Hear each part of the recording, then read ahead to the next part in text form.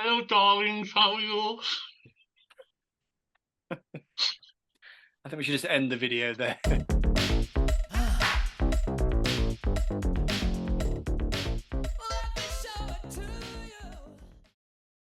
Hi everyone, it's James here. Welcome to my Christmas video for this year, and I'm joined by a couple of very illustrious guests. We have Richard, Freddie McCook. Hi Richard. Hello, darlings. How are you?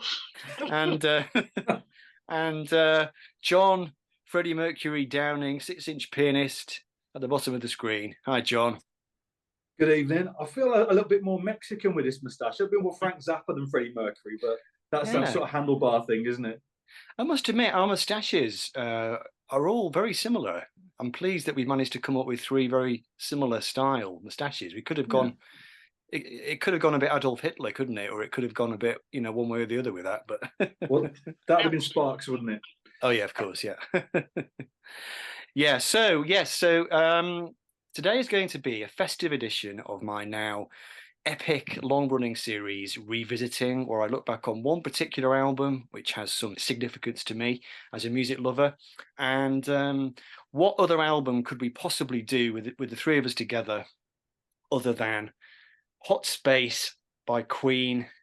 And we all have our copies. There we go. So yeah, Hot Space, a somewhat divisive album. I think it's not a record which has been universally adored through the years, but we'll get to that later. So, guys, I just wonder whether we should just get started by just explaining how we first strayed into the path of this record. I don't know who wants to go first, just talking about our sort of personal history with it. Where did you first hear it? What did you think of it when you first heard it? That kind of thing. Who'd like to go first? I'll pass the baton. Richard, you've got your hand up. I'll go first. First of all, I have to say, see what I got. I got a hell of a lot. Fantastic. Tell us what No, you feel, Richard, but is it real? Is it real? I first heard this. It was actually a friend that lived across the road bought it on tape when it first came out in 1982. And you know, in those days when I was 16, I think he was 15, you go over to his room and you listen to the record or the tape. And I actually did quite like it. Now, the Body Language single had already been out, and I didn't dislike it, but I could understand why people didn't like it. But I thought it was still quite good. And the songs that really struck me when we get onto it at the time were Action This Day and Calling All Girls. And surprisingly, those were the two Roger Taylor songs. I thought they were magnificent. And so I did what everybody does. I taped it, and I had a tape copy for many years, and I have no idea when I bought the final album. Obviously, it was before I bought CDs in the early 90s, and then I got the actual CD itself in the mid 90s. So that's how I got to know the album, but I didn't have a true copy probably until the late 80s, although I heard the album when it came out. Interesting. Okay, thanks, Richard. And John, how about you? Yeah, so for me, it would have been mid-80s. So, and I think that perhaps eased me into the record a little bit more. It wasn't such a shock. It didn't rub up against the other records, the previous records, as much for me, because I already knew records such as The Works. I think the first record of theirs that I had was Queen's Greatest Hits. So I was eased into a little bit because I'd already heard some of their later stuff, some of their post Hot Space material, which makes it a little bit easier to get into. But yeah, as you know, James, I've always been a massive fan of this record. So I'm sure we'll get into that in a little bit of detail in a little while. But yeah, I'm certainly the pro Hot Space. It's a top 3 Queen album for me. So we'll come into that in a bit. Good stuff. Yeah, well, it sounds like I beat both of you to the punch then, because I got this record for Christmas the year it came out. It came out in the summer of 82, didn't it? And I've got a memory of seeing it in shops, kind of seeing this very distinctive cover looking down at me. I've got a memory of seeing it in a supermarket, but did supermarkets have records back in the 80s? I thought that was a modern thing. Yeah, they did, right, okay. Yeah, but I didn't get it until the Christmas, so I'm not quite sure how I held off from May till December. I must have told my parents I wanted it, and I got it Christmas Day, and I had a new record player on the same morning. That great feeling of having a new record player, new Queen record, kind of thing. And I went upstairs and listened to it while all the grandparents were downstairs and the Christmas dinner was cooking. I always associate it with the smell of sort of cooking turkey and stuffing and just that great feeling of being at home and, you know, waiting for a nice meal. And I was I think I was quite taken by it on first listen. I think, like you, John, I'd heard the game at that point, and once you've heard Dragon Attack on that record, Another One Bites the Dust, it's not a million miles away, is it really? And I suppose we can talk about this a little bit, this idea that it was some kind of great kind of break from the past for them, but really it was a continuum in a way of stuff they've been doing already, but maybe taken to more of an extreme. Yeah, absolutely. Yeah, absolutely. Yeah, it's clearly Another One Bites the Dust was the template, wasn't it? So we want more of that, and that's how they ended up here. But yeah, it's an interesting record, though. That's the thing. It's a really interesting record.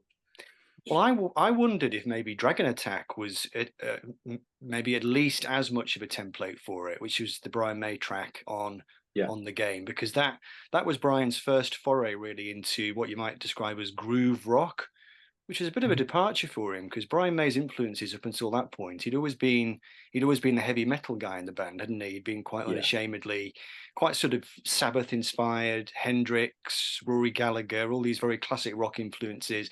All of a sudden on Dragon Attack, on the game, all of a sudden he and Roger just sort of come out of the gate with this really grooving track, really, don't they? And that, and it's one of the best songs on the record as well, Dragon Attack. It's a song that never gets old for me. I think it's a great bass line, great groove to it, as you say. But I mean, I suppose what you're saying there about Brian May, it's interesting because there's a distinct lack of guitars on Hot Space.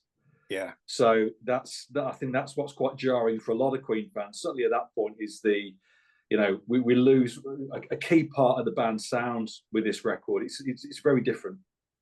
Yeah, not just the lack of guitar, but the lack of bass as well. I mean, the bass line on Dancer on Hot Space was played on this instrument, this Oberheim OBXA synth, which Queen had introduced into their sound. And we should say, actually, this great irony that Queen had always been this band that had, no synths written on the inside jackets of all their albums up until the game. The synth creeps into that, and then it's used on Flash Gordon, and then Hot Space. It just comes totally center stage, doesn't it? The synth is just there, isn't it? Yeah, they absolutely embrace it, don't they? And I think that's part of what I like about this record is the fact that I know that the band or some of the members of the band have really turned their back on it, but they seem to be going for it full pelt. It's a proper kitchen sink record. With the synthesizers, they've really gone all out for it, and I think that's part of the attraction, or not, if that's your position. But yeah, funny you mentioned Brian May and Roger Taylor and how they really funked it up and the game. It's the other way around with this. It's John Deacon and Freddie Mercury.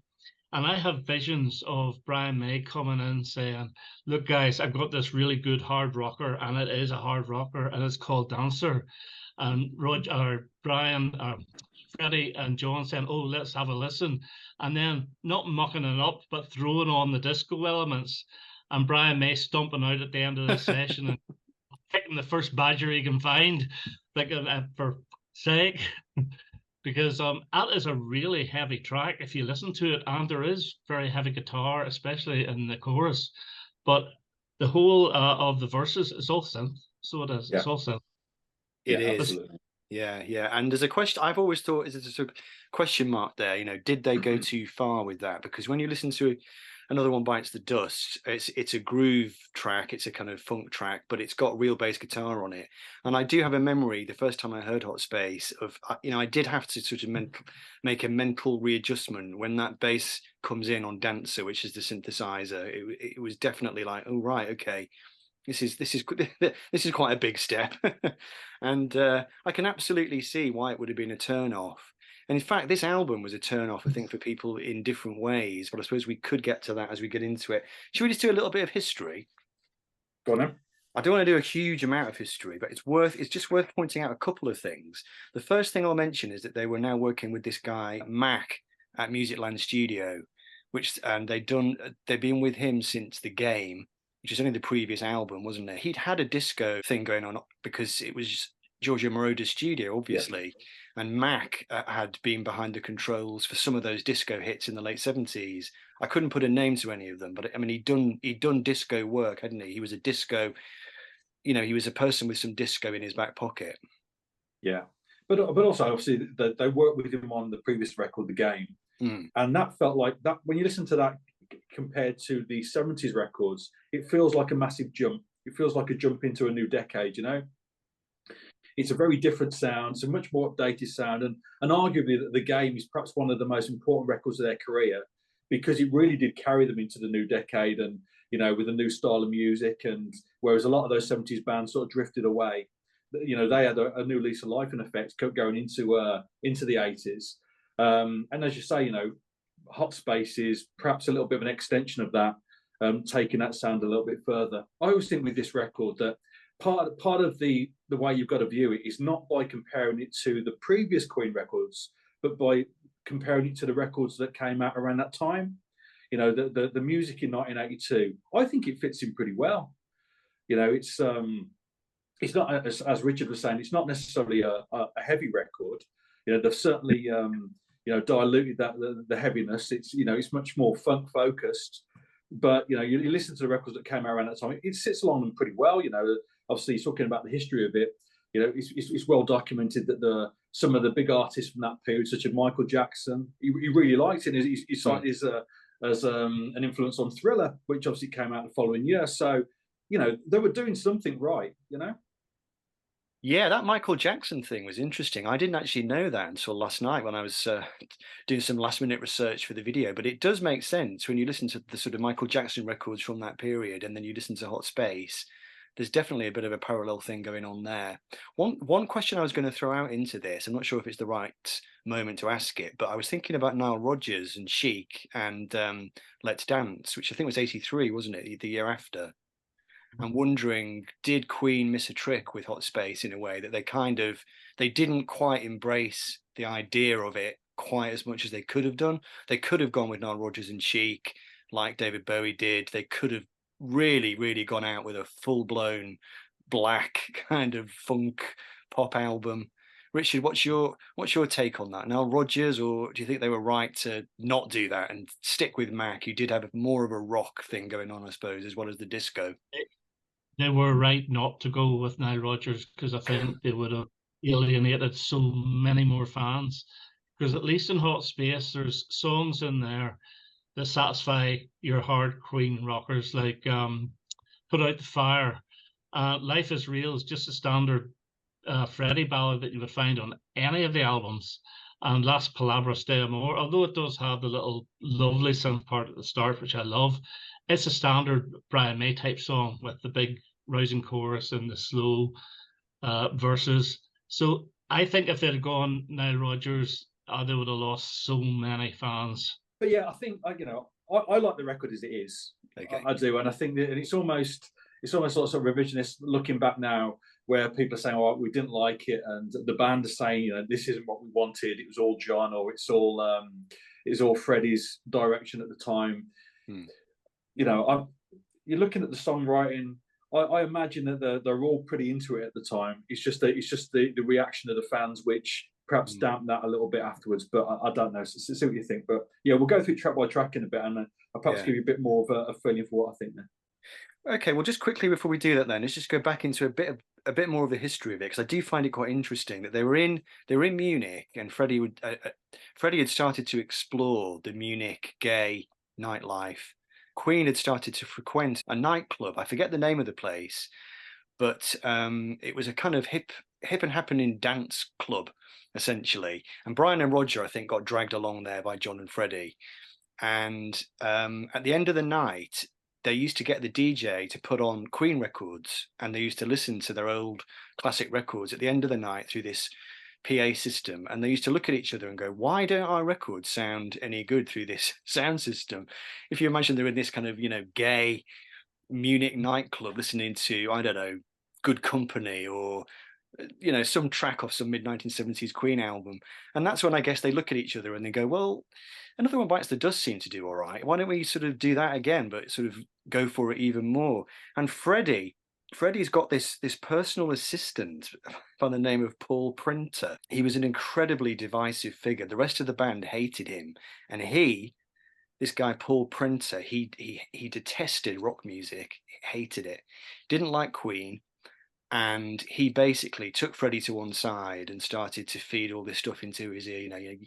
You don't need these three rock losers. You need to fashion yourself as more of a kind of modern Michael Jackson-y, disco-y kind of guy, and he really drove a wedge between him and the other three. And it's interesting that I don't think this album was very happy to make. I don't think, from what I've read, I don't think they sort of approached it much like any of the Queen albums they'd done up until that point. It was very much a case of, Brian would come in and do some work on his stuff, leave. Freddie would come rolling in from a club in the middle of the night, do his stuff, leave. And I think John Deacon, didn't he say to Brian, I don't want you to play on my tracks anymore? There was some awful argument in the studio, and John just said, I don't want heavy rock on these tracks. So it strikes me as being, it's almost like it could have been the album which totally destroyed them. It was just, I don't know, a band that had been around for 10 years and they'd had all this success, but it seems like it's fracturing in some way. It's certainly the way obviously in the Bohemian Rhapsody film, obviously, which it's a bit of a pantomime itself, isn't it? But that sort of element is really hammed up, isn't it? That period, that pre the works period, the really focus on it being a real sort of a real downer for them all. But I don't know. I'm not necessarily convinced by that, James. I just feel that I think it's perhaps the reaction of the from fans after the record came out has perhaps tainted that their view looking back. But I don't know. I think that their contributions to the record, albeit are not it's not the traditional Queen sound. They're all contributing. There's all their songs on there. I think it's a pretty even record, I suppose. But I'm just looking at the track. Yeah, we'll come on to the track list in a minute. Yeah, so come on. Yeah, well, let's just do that now then. So so side one, track one, we've got almost forgot what it was then. Staying Power. I almost said Staying Alive. It's like, Jesus, it's those teeth of yours, Richard. It's really thrown me off. Yeah, Staying Power. Good opening track for this album. Is it the right track to open the album, Richard? Yes, brilliant. Absolutely brilliant. Possibly the best track on the album. It is seriously synthesized, but it is so good. Those synth horns are brilliant. And all those little synth sounds that go and so forth. Love it to death. One of those songs you don't play once, you have to play again. Absolutely adore it. Mm. And incidentally, just thinking here, this is the first Queen album that doesn't have a Brian May lead vocal on any track. Or Roger. Mm. He sings on Action This Day. He doesn't sing all of it though, does he? He sings the choruses, doesn't he? No, the verses. He sings the verses, I think, doesn't he? Yeah. Brian May doesn't sing anything, I don't believe. No, he doesn't. No. Yeah. I know John and I have talked about this before, haven't we, John? As we get into the 80s, they make this decision. I think Roger is maybe sick of not having a hit single like the others, so he finally decides to stop singing his own songs, and of course it pays off. Not on this album, but it pays off on the next album and the one after and the one after that. And the one after that, yeah, absolutely. Arguably, he was the guy writing the hit singles for the majority of the 80s, wasn't he? Certainly, from the works onwards, absolutely. So Stay in Power then, John. Yeah, I think it's a great opener. A great opener. Yeah, as I said, this is proper kitchen sink funk. This is they've thrown everything at this. And are they synth horns, or is it actual horn arrangements which have then been processed? I'm not sure actually. With regards to the sound there, but you perhaps tell me a bit more there. Yeah, I can tell you the horns are real and they were arranged by none other than Arif Mardin. Yeah. Right. Okay. Yeah. Didn't realize that. Thought they were synth. Yeah. I mean, they certainly processed them to death, haven't they? Within an inch of the live type thing. But it's it's a massive sound. And I know when they toured the album, that they certainly heavied that song up a bit. It's much more of a rock version when you see it on the Milton Keynes Bowl gig. It's a much heavier version, and I think it really suits them. Yeah, Freddie does a really interesting intro to that song at that gig, doesn't he? Where he sort of introduces the song in a slightly apologetic way. He says something like, "Okay, you know, now we're going to try one of these black songs, you know, whatever, Yeah. whatever you want to call it, for, you know, for, and but then they launch into it, and you know, like you say, it's a totally different kind of sound. I do sometimes wonder, why didn't they do that in the studio? Why didn't they kind of take the kind of dance idea but do it in more of a Queen way? It sort of goes back to what we've said before, this very really dramatic kind of transformation in the sound, you know, very radical, and just, no, let's just go for it. Let's just do it, you know. I think what's interesting though with this record is that, you know, they're a rock band, but they're not following the same template as every other rock band. It's not just bass guitar and drums, you know, verse, chorus, guitar solo, sort of end type thing. They've really tried to change the sound and fit in with the time.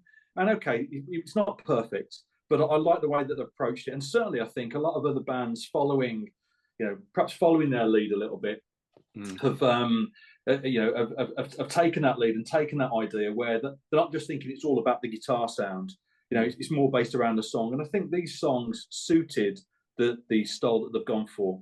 Yeah, that's my take on it. Okay, so yeah, I mean, I would agree with you. I think Staying Power is a fun track. I think it's executed really well. It's an example of the kind of thing which could have fallen flat on its face had it not been done with sufficient conviction.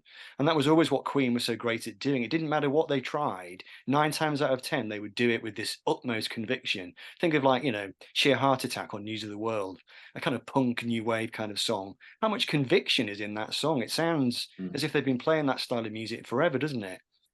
And this is quite similar. You sort of hear it and you think, God, these guys sound really comfortable doing this sound. But then it goes into Dancer, which, as we've said already, we've got the Brian May guitars coming in now, and maybe this is where the album starts to sound maybe quite interesting. You start to think, oh, actually, this could be interesting now, because we've got Brian now on the guitar, but we've still got that kind of groove thing happening. I think this is the one that just got the hot space treatment. I honestly believe that Brian May brought that in as a rock song, and they maneuvered with it, and they chopped and changed. They added a little bit, sprinkled a little bit of the hot space dust on it. And I do like it, but to me, it's the one where it's almost like a remix in a way, where the basic track, there's been stuff just thrown at it to make it sound as if it should be part of the album, personally. I've always thought that Dancer should have been a single. I've always thought that, you know, I mean, I think that's an interesting thing with this record, is that it's in my take on it. I think it's a great record. As I say, it's one of the top 3 Queen albums for me. I think the issue with it is that it doesn't have the big singles in it. Like The Game got 4 big singles. The Works, again, the record that follows it, 4 massive singles. This album doesn't have that, and you know, I think it's a little bit sporadic with what singles went out in what territory. So they didn't necessarily focus on just 4 tunes and put them out all over the world. They mixed it up a little bit. And I think part of the problem is, I think they chose the wrong songs. They could have done with a couple more songs on it. I think, you know, perhaps of that sort of level, you know, that Radio Gaga or Hammer to Fall type thing. But I think that's where the album falls down a little bit, is it doesn't necessarily have sufficiently big singles on it, apart from Under Pressure, of course. Just so we can just explain, I've got a list of the singles here. If we just really quickly list them. If I get this wrong, Richard, you can correct me, because this is Wikipedia. I've got them here. Oh, well. Under Pressure, which everybody knows, obviously. Body Language, Las Palabras d'Amor, Calling All Girls, Staying Power, which is a Japanese single. Oh, Staying Power is the B-side, Back Chat. Right. And then Back Chat, which is the next song that we're going to talk about now, was a flop single. I think it got to number 50 something, didn't it? It wasn't a very successful single. But Back Chat is, I suppose, a significant song in that this is the first song by John Deacon, who was the person who had, you know, really launched the funk shit for Queen with Another One Bites the Dust. And to me, this song is always going to live in the shadow of that, because it's not as immediate a song as Bites the Dust. It doesn't have that kind of really chic style bass line. Having said that, I think it's a track that it's worthy of its inclusion on the record. I've always enjoyed it. Maybe a little bit over long, seems to outstay its welcome a little bit, but I like the guitar riff. I think you know, again, it's well done. It's got conviction. It sounds good. To me, the main issue with Back Chat is the words. I would have liked Back Chat as an instrumental because I love the music of it. But I don't like the way they sing the words to exactly the same tune as the song itself. If they had a sort of a counter melody, it would have been much better. But this back chat, which is exactly the same as the music, and that's the only thing that puts me off about that. But I love the actual electric piano again, or synthesizer, or whatever the heck it is. But it's a great tune. It was remixed for the single, so I played the single version to see if there's much of a difference, and I can't tell a difference at all. Not at all. It's interesting, Richard. I played the album this morning, and I was thinking what I like about Back Chat is the fact that the bass, guitar, and vocal all follow exactly the same so rhythm and melody, you know. So yeah, so there you go, personal taste and all that. But yeah, I don't know. I think it's a good tune. Not sure whether it's necessarily a strong single, and I think it's scraped into top 40 or just outside, something like that. But it's you know, it's a good song. Not sure whether it should have been, you know, one of the main singles from the album. I think Dancer would have been a better single. I really like Dancer. I think it's catchy.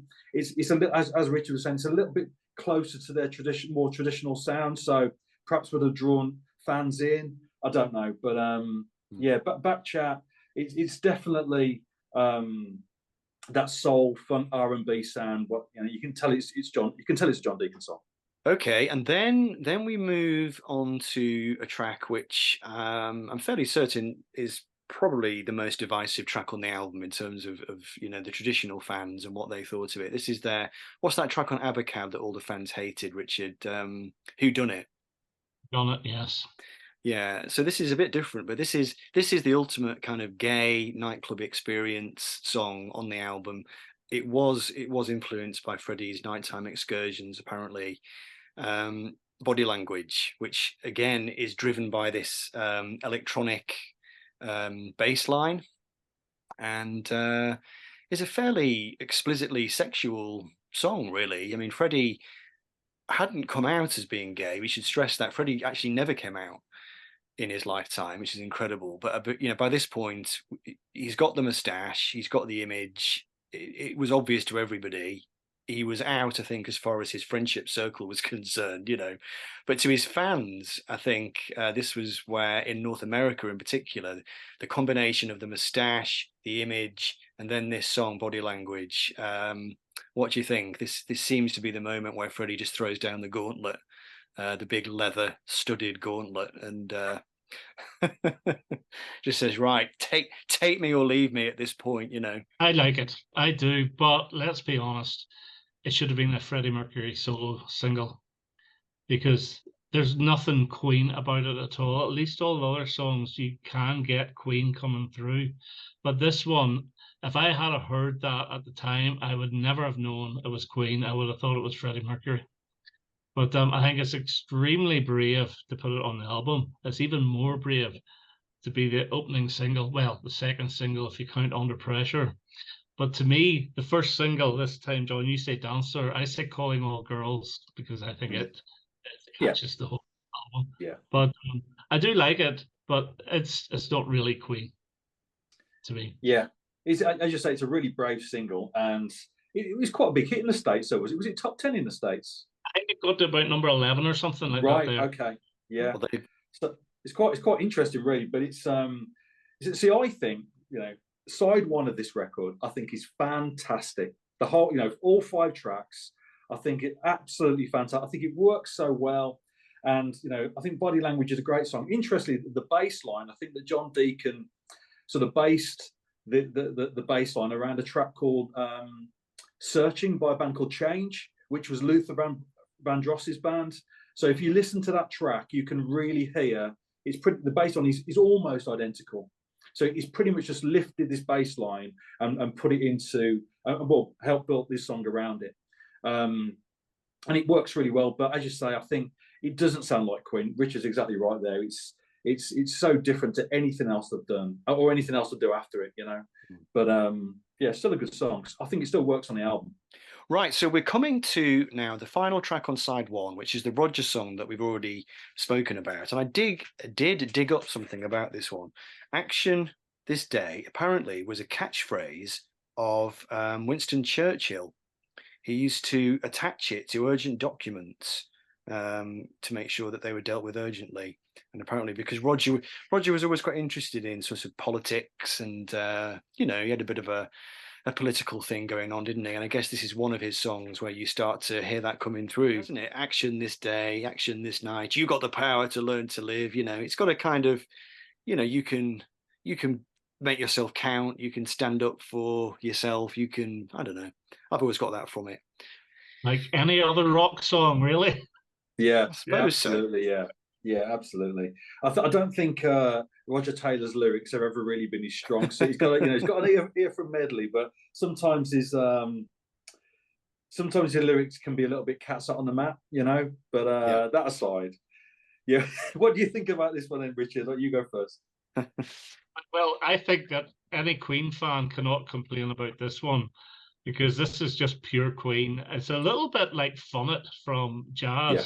It's a much better song, song. And you got a really good vocal with Freddie as well. I think he does justice. And I do like Roger's voice, but I don't like the full song to be Roger, because it gets a bit sore in the ears after a while. But no, fantastic track. And it was one of the very first ones that drew me to the album. In fact, it was the 2 Roger Taylor ones. And I remember doing a video a while and saying that the 1980s was Roger Taylor's decade, because he had 2 of the best songs off the game as well. Yeah. So he was on a roll. And the album that preceded this was Fun in Space, which is a cracking good album, and there's a couple of songs like Let's Go Crazy would have been a fantastic Queen song, but Action This Day, 9 out of 10 for me. Really good song. Yeah, I'm with you there. Richard. I actually think that this song would have sounded, it would have fit on the game. I think it would have worked on that record as well. I love the call and response between Freddie and Roger. I think that works really well. I love Roger's voice. I remember as a kid making a compilation tape of just all of the Roger tunes, all of his vocals, and fantastic. I think this is a great way to finish the first side, and it's nice the fact that it is a little bit more of a traditional Queen sound as well. I love the big synth break in it, which sounds like a synth which used to be on BBC programs in the early 80s. I'm not sure what it is. It's this big sort of spangly kind of programmed sound, isn't it? You used to hear it on computer games as well. I'm thinking back in the early 80s. I have to say that I also did a tape of all the Roger songs. Well, there you go. But I think a great way to finish the first side, and I do think the first side is absolutely fantastic. I think it as a side of music, I think it's spot on. It really does. Well, it just suits my taste in music. I think strong songs throughout. Okay, so it's a little bit outside of the overall sound is a little bit away from the traditional Queen sound, but I just think that it's made up of 5 great songs. Really good. Anyway, side 2, Put Out the Fire. This is a bit of a Brian May potboiler, isn't it? It's one of Brian's kind of, I don't want to say Brian May by numbers exactly, but you know what I mean? It's one of those Brian May songs that you think he probably just wrote it on his way to the studio. There's not a huge amount of songcraft there, but it's a sort of decent effort. I think it's Hammer to Fall's little brother. So I think Hammer to Fall and Put Out the Fire are of the same ilk. But personally, I prefer Put Out the Fire, always have done. I think it's a fantastic opener to side 2. It's really, really catchy rock song without being all. I think it's just a great track. Love it. Wasn't it an anti-gun song? Apparently, it had a sort of anti-gun message, didn't it? I have no idea. I think so. I think the Put Out the Fire was a bit of a reference to American gun crime and just trying to kind of try and cool things down a bit and not have all these shootings. Well, it isn't the last lyric on the last line on the song is just tell me that old-fashioned gun law is dead. That's what says it all, doesn't it? So yeah. But I think it's okay. It's okay. I always think that and we'll come on to Life Is Real in a moment, of course, but I think the first two songs on the second side are really disappointing. In fact, so much so that when I listen to this on the streaming service, if I'm in a car, I make my own little playlist and I dump those 2 songs and I replace them with Rocket Prime Drive and Dragon Attack. Now that is a great album, then, isn't it? So yeah, I must confess, it's okay. Put out the fire is okay, you know. on that Christmas day that I was describing before, I think I listened to side 1 of Hot Space over and over and over again before I got to side 2. I must have listened to it 3 or 4 times because I loved it so much. I played side 2 once, I think, and then went back to playing side 1 again. It was years before I finally started to give side 2 its due and actually listen to it and just try and listen to it on its own terms, I suppose, and not compare it to side 1. But it's kind of inevitable. I think there was always a dynamic in Queen records, wasn't there, where Brian would allow the others to do what they wanted. He would allow Freddie to do his operatic stuff and his vaudeville stuff. He would allow Brian to do his kind of blue-eyed soul tunes.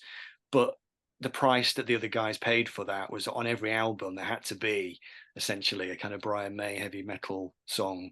And in a way, Hot Space, Hot Space is no different to any of the other records in that sense. Actually, the game doesn't really have a kind of proper Brian May meat and potatoes rocker, does it?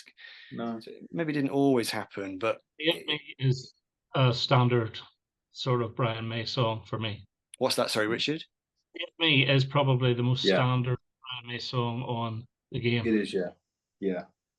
I suppose. I think you're right there, Richard. I think you're right with regards to put out the fire. I think it is Hammer the Fall's little brother. You bang on there.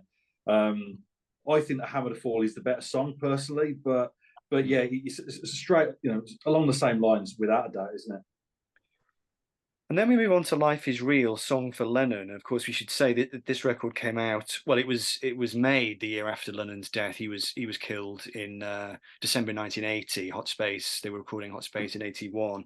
Freddie Mercury had gone on record a few times, actually, saying that he believed that John Lennon was a genius. And that's a lyric which actually turns up in this song. Lennon is a genius, living in every pore. And he used to compare himself to John Lennon. He used to say, I'm just a craftsman. I'm just a kind of short-lived pop star, but John Lennon was the real deal. He was the genius. So it's quite nice in a way to have that in a song. It's not a song I was ever particularly fond of. I think it's, again, a bit like Put Out the Fire. I'd sort of bracket it as decent. It doesn't really do anything wrong, but it's not ever been one that particularly grabs me as a kind of great Freddie moment. I like it. I like it. I hate that line, Lennon is a genius. It just makes me crazy.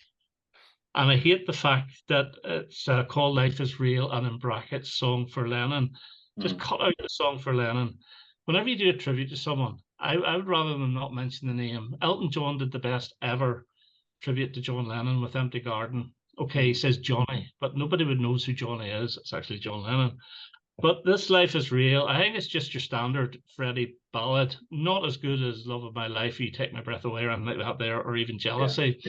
But it's a nice little tune. It's got little hints of Bohemian Rhapsody in it whenever the keyboard, the piano key goes a high note. Always reminds me a little bit of Bohemian Rhapsody, not in the same league at all, but it's a nice song. It's just hate that lyric, Lennon is a genius. Yeah. I think it's okay. It's okay. It's a, I don't mind it. I don't turn it off. I listen to it, sing along, but it's not, I think it's probably the weakest song on the album for me. Harsh words. And then we move on to Roger's song. And this is a bit of a strange one for me because I tend to forget that it's even there. When I'm listening to side 2, I always expect it to go straight into Las Palabras d'Amor. And then it comes on and I'm like, oh yeah, Calling All Girls is on here as well, isn't it? And maybe that's because, again, it feels more like a side 1 song and I'm not really expecting it to happen.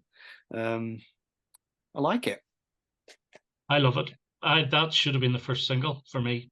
It's so catchy with the acoustic guitar. Maybe it's a little bit overproduced because it's actually quite tinny whenever you listen to it. But I suppose it's 1982. I just think the melody is brilliant and the message of love chorus is fantastic. Sung by Freddie, brilliant track, and I think it would have been a top 10 hit if it had been released after Under Pressure. I think it's a fantastic song, but it was written by Roger Taylor, and by that time he didn't have any of the singles. And I think they realized whenever, as you said, when they look back at the game and this album, that this guy is single material, and Radio Gaga was the first off the next album. Yes, I'm with you, Richard. There, I think it's a cracking song. Would have been a great single. I know it was releasing a single in certain countries, wasn't it? But I think it should have been a single. That should have been the main focus. It's that sort of, as you say, it's that acoustic guitar. It's got a little bit of a new wavy feel to it. I think it's bang on. It's a great tune, a great Roger Taylor tune. Brilliant. The words are a little bit Motowny, aren't they? Calling all boys, calling all girls, calling all people on streets around the world. It's got a bit of a Martha Reeves kind of vibe to that. He's always, with his lyrics, he's always straight to the point, isn't he, Roger?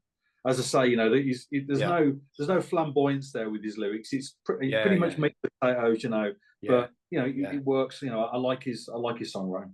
Right, so then we actually do move on to Las Palabras d'Amor, The Words of Love by Brian May. Now, when I was a kid, this song just meant nothing to me at all. I just you know, one of those songs, it just did nothing. Now I listen to the record, I think it's actually a really well-crafted song, and I like it a lot more than I used to.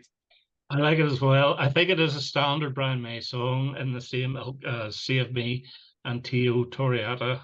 But the thing about this I like is the choral backing vocals. I think is absolutely beautiful, really good, and the synth part at the start with the acoustic guitars make it a little bit more exciting for me than say Save Me, which I find a little bit boring, to be honest with you.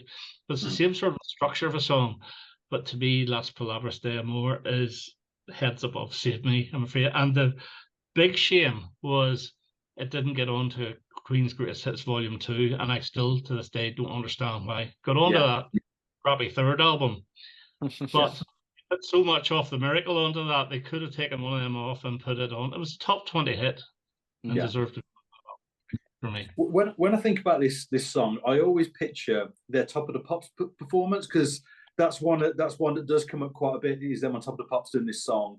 And that's lovely. But I think it's a good song. You know, like you, James. I think as a kid I didn't really get it, but as I've got older, I've appreciated it more and more. I think it's a good song. Yeah. Now might be the moment just to observe with this record how few of the tracks actually stayed in Queen's set list. I mean, Under Pressure obviously was a huge hit single, and they were still playing that on the Magic Tour. Staying Power dropped out of the set pretty quickly. They used to do Action This Day, but if you watch those 86 live shows, I mean, a song like Las Palabras d'Amor would have fitted into that set list, but I think, you know, at that point they just washed their hands of this record. And I think maybe one of the reasons why the album does suffer in reputation is that most of the songs didn't really survive into Queen's set lists. And like you say, Richard, they were shortchanged when it came to greatest hits compilations, and there was just this retrospective sense that it had all been brushed under the carpet a little bit, and they were just keen to move on and do something else, maybe. Okay, well, now we move on to a song which, John, I know you have spoken about many times on various videos, and it's I think it's your favourite song on the album, isn't it? Cool Cat. I think it is absolutely fantastic. It's one of my favourite Queen songs, and I just think the structure of it, you know, that sort of that sleazy guitar sound that Brian's got on there, it's fantastic. Freddie sings the whole song in falsetto, and it's funny. Obviously, I speak to a lot of soul music fans, a lot of people who aren't Queen fans, and yet a lot of them will cite this song as being, you know, a great tune. It's like a two-step classic. It's a brilliant song. And I know that online, if you go on YouTube, I think you can hear the version with David Bowie adding his vocals to it as well. And it doesn't work. You can see why he requested that his vocals be removed. That's fair enough. But I just think it's a classic song. And you know, considering they're the band that did, you know, Don't Stop Me Now or Bohemian Rhapsody, or, you know, all these big rock tunes, whatever, as you say, Sheer Heart Attack, just a few years later, doing what is actually a fantastic soul song, you know, stripped back soul song with that beautiful falsetto vocal from Freddie, I think is absolutely extraordinary. And for me, it's my favourite song on the album. I agree. I think it's the out chic in that. Yeah. And I also agree that the David Bowie vocal does not work either. Yeah. It's interesting to hear. And you think, oh, that's not bad. But a couple of plays in, you think, no. They made the correct decision to get rid of it. Well, it's actually him, I believe, Bowie, that said he did not want to be on it. Yeah, it's funny because this song's almost getting a new lease of life as time goes on. You know, as I say, it's been picked up by other sort of, the soul community, whatever, that they've jumped on it. I know I spoke to James earlier in the year about it was used on an advert in the States for Amazon, and it just sort of out of the blue, you know, Amazon are pushing, you know, whatever they do, but with using this Queen album track from 1982. I mean, fantastic, you know, but it's almost getting its own lease of life now, you know. how many years on. There's an interesting thing about it, and I could be mistaken, you might be able to tell me, but this is a Deacon and Mercury track. And I'm wondering, is this the first ever co-write on a Queen album then? I know there was some later on. I know Mercury and Deacon did Pain Is So Close to Pleasure, didn't they, on Kind of Magic? And there's a Mercury May song on The Works, but this might be the first ever collaboration. It is. Yeah. And it speaks of that power dynamic in the band, I think. You know, Mercury, Freddie was always keen to work on John's songs, and he always used to plow a lot of time and energy into them, and he used to pour his heart into them as well, because I think he was a bit of a soul fan as well. Not as much as John, but I think he definitely was on that wavelength. And maybe Freddie saw a song like this as almost being a bit of a bulwark against all the kind of Brian May heaviness, or, you know, whatever Roger was doing. I think he liked those lighter moments. He always he liked that track on The Miracle as well, didn't he, John? Which is quite similar. The second to last track on The Miracle, My Baby Does Me. My Baby Does Me. Yeah, lovely. Which I think is also. It's the same sort of thing, isn't it? That laid back, just built around a groove, really, isn't it? It's a gorgeous song. Yeah.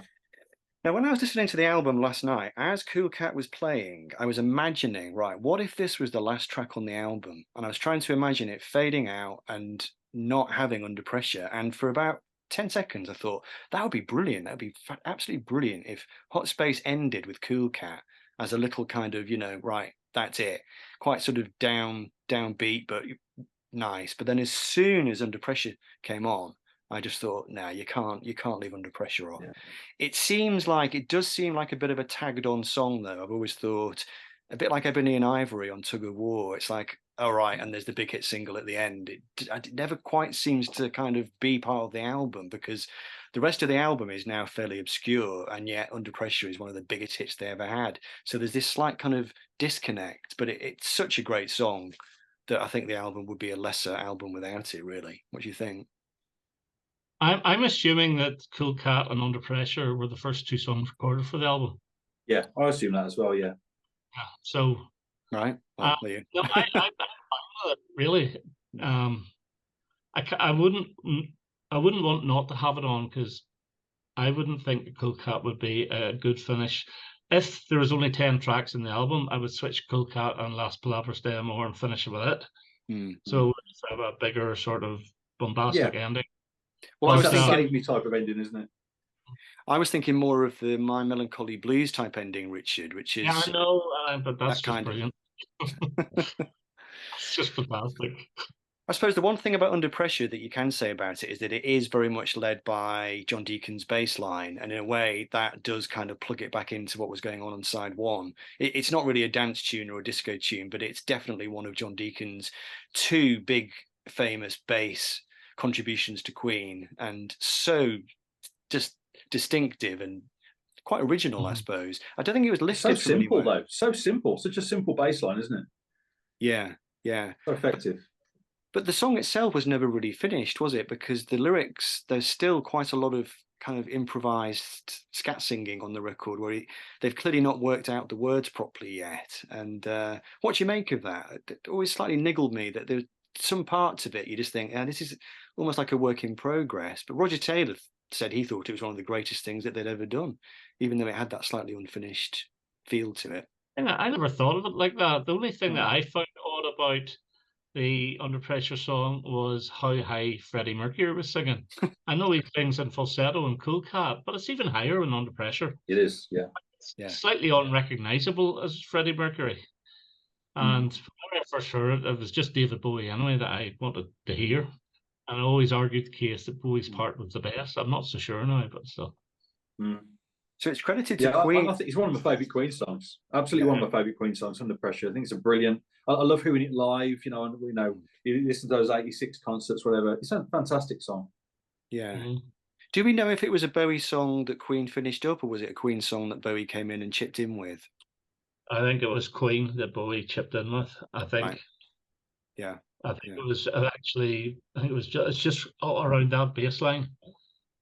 I think again the basis of the song was another Roger song. I think it's the People on Streets thing. I think that's from Roger, and then Bowie's come in, and You know, he's added his own lines, his own bit. So I always think it's a bit of a strange song structure as well.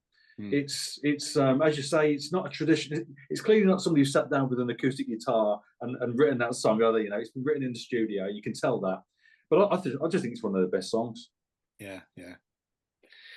Right. Well, that is the album in terms of the songs. So we got 5 songs on side 1 and 6 on side 2. Is that right?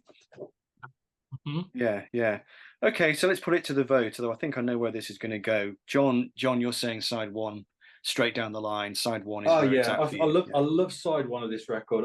I do like all of the songs on side 2, but the first 2 tracks I think are just pretty average. But that aside, you know, as I said before, you know, I tend to dump those 2 and replace them with a couple of others, you know, just to mix it up a bit. But yeah, I think side 1 is a fantastic side of music. Brilliant. Richard, where do you stand on the side 1, side 2 fence? God, I don't know. It's almost like a tie, but I have to pick one. So, because of calling all girls, I'll go side 2. Oh, you're going to go side 2, yeah. I'll do side. I think I'll go with side 1 because it was always my favourite when I was growing up, and it's hard to shake these things sometimes. Just a couple of bits and pieces before we finish. So, in my memory, Hot Space went down quite well with the critics, but I actually struggled to find any good notices about it when I actually came to go to Google it. There was one quote which I found from Record Mirror. They said, "New styles and a whole new sense of values. You will love Hot Space." But then I found a couple of clunker reviews from about the same time, which does seem to sum up the general feeling. Rolling Stone said Hot Space is at best routinely competent and at times downright offensive. And then the QueenProgArchives.com website said Hot Space is without doubt the worst album ever made by Queen. So that does give you some sense. And I still, to this day, you know, I will always watch a Queen, you know, whenever a new Queen rankings video comes on YouTube, I will always watch it. And I must confess, one of the main reasons I watch them is just to see where Hot Space ends up getting placed. And 9 times out of 10, it's at the bottom, usually 1 place above Flash, but it's never riding high, is it? You see, my opinion is that it's a better album than The Works.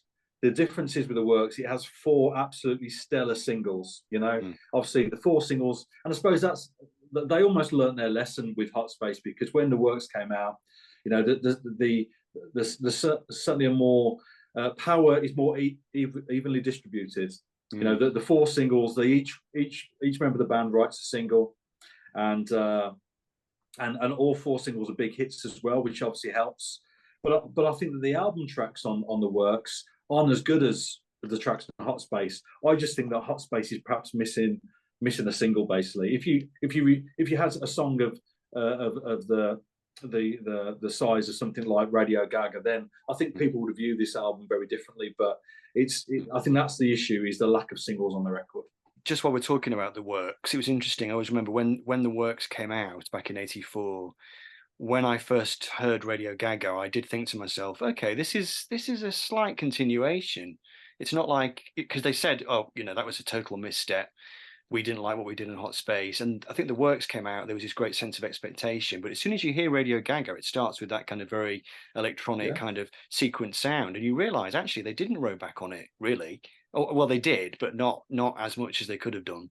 I think they still saw the value in doing that kind of electronic, more dancey kind of thing, but I guess they did dial it back a bit for The Works. I think what helps The Works as well, certainly with the way that the album's viewed now, are the visuals, the videos. So, you know, it's the iconic Radio Gaga video. You can't separate the song from the video now, can you? Yeah, and it's the same with I Want to Break Free and, you know, Hammers to Fall, I suppose. But, you know, the Hot Space tunes didn't have that. And I just think that, yeah, that's the difference between the two. The Works has much stronger singles. It was years before I actually bought The Works LP, because I bought the 4 singles plus the Thank God It's Not Christmas single, and that covers the whole album. Yeah. Every single track is on those singles, which leads me to ask you a little question, see if you can guess this.